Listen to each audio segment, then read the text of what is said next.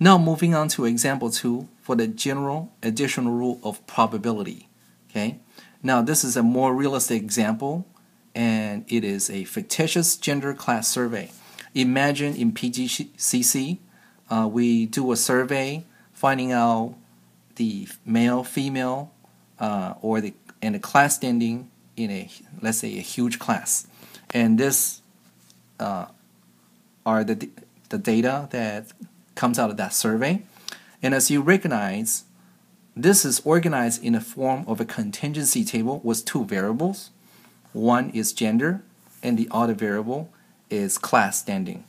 And now let's do a review. You know this is the marginal distribution of class, and this is the marginal distribution of gender.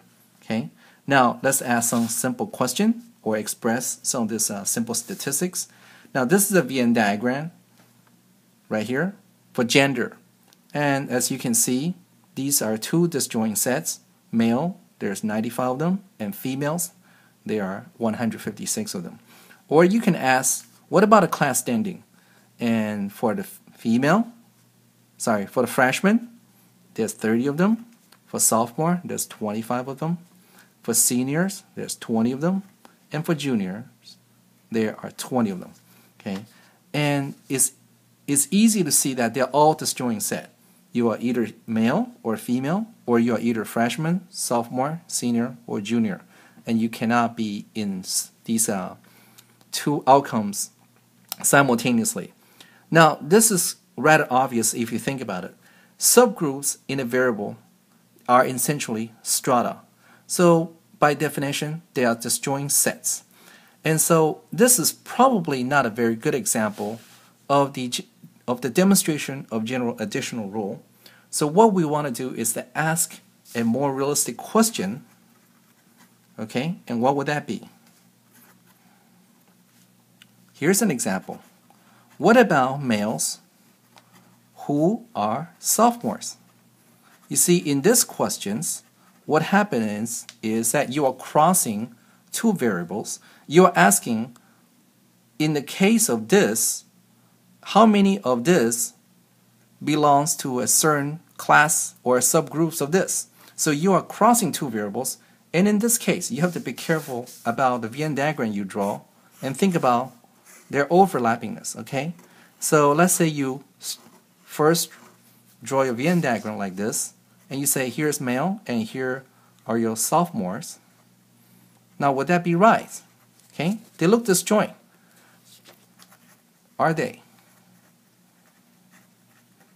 But of course, if you think about it, there are males who are sophomores. So this is wrong.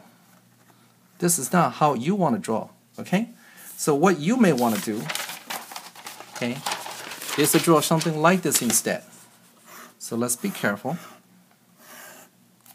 Okay, hold on.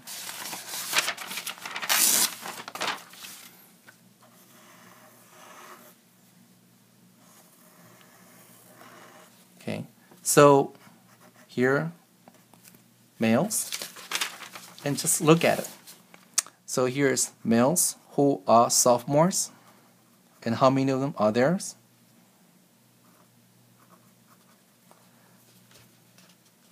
Is 25, okay? What about here? Okay, what about all the males who are not sophomores? So you have 30, 20, and 20. That is 70.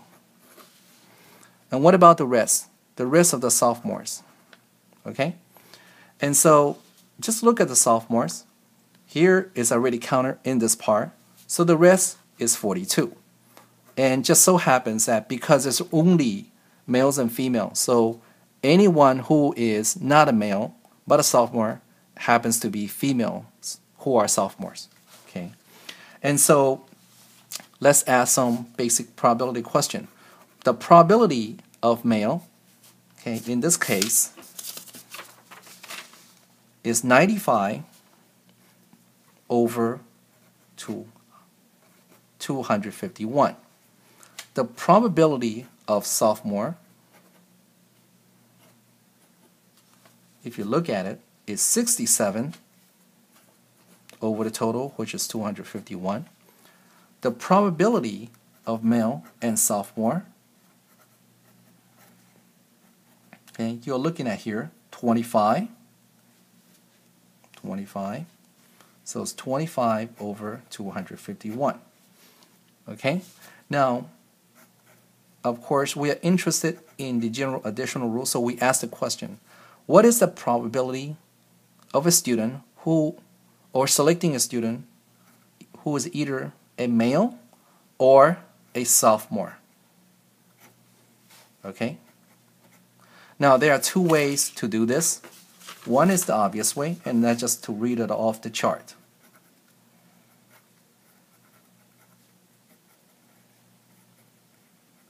Or diagram. Okay, and so just look at what you're looking at, okay? And so let's just look at either male or sophomore. So it's either you are male or you're sophomore.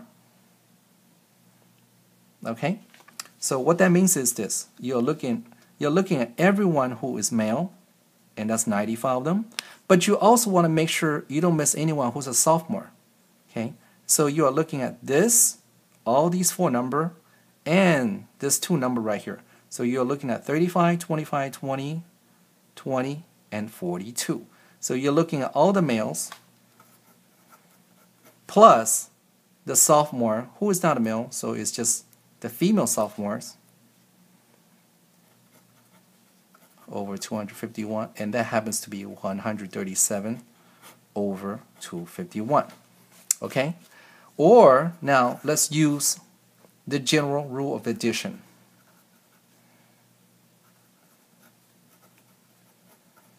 Okay, so probability of male or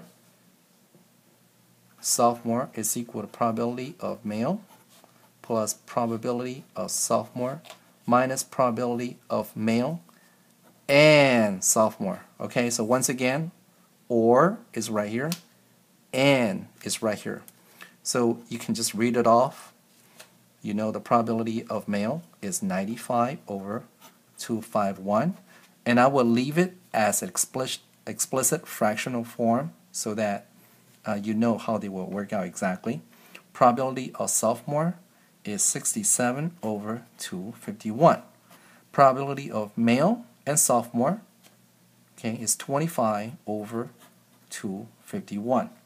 Okay, so how does that work out?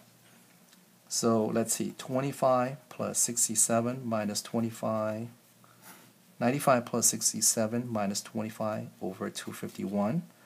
That's equal to 262 minus 25 over 251. So 2, 7, 6, 2, 4, carry on 1. So that is the 137 over 251. So you see these two numbers match, okay? And so this is how you think about these Venn diagram and the overlapping case that shows up in this necessary subtraction term in a general addition rule. If this term is disjoint, if these two sets are disjoint, this term would be 0, and therefore you go back to the easy case of just this term plus this term gives you the answers to question one or the other. But if they are not disjoint, and there is a definite non-zero probability in this case, then you will have to follow this rule. And that's how you do this problem.